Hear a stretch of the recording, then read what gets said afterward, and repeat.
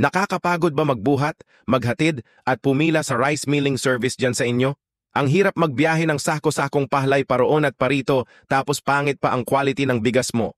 Ngayon, may solusyon na. Ipinapakilala ang mini rice mill machine, ang inyong katuwang para gawing mas mabilis, mas madali, at mas tipid ang pag-mill ng bigas na well-milled ang quality, hindi durog. Sa tulong ng machine na ito, pwede mo nang gawing 30 pesos na lang ang per kilo o mas mababa pa ang bigas mo depende sa presyo ng palay. Saan ka pa? Fresh na bigas, ikaw pa ang magmimil sa sarili mong bahay na walang kahirap-hirap. Hindi lang tipid sa oras at biyahe, siguradong sulit ka sa bawat gamit. At syempre, sa panahon ngayon, ang ginhawa at convenience ang hanap natin, di ba? Kaya ano pang hinihintay mo?